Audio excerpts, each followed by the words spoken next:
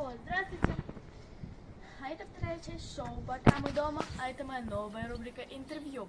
Так как оператор решил остаться за кадром, папа на работе, мне не с кем снять интервью, но у меня есть лучший друг по имени Дик. И сегодня я буду брать интервью у собаки. Как? Сейчас вы это узнаете. Начинаем. Дик, выберем. Он выбрал действие. Оператор, пожалуйста, нам действие. Дай лапку. Очень милая команда. Дик, иди. Сидеть. Дай другую.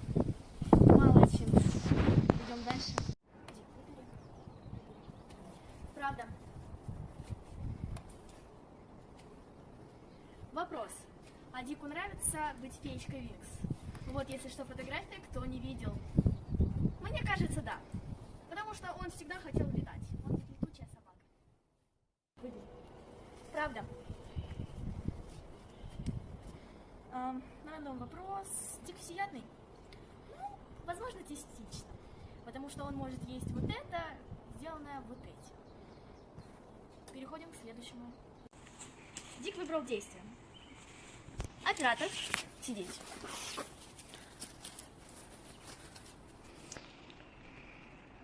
И Дикина любимая команда. И коронная. Лапки. Молодец! Наше интервью подходит к концу.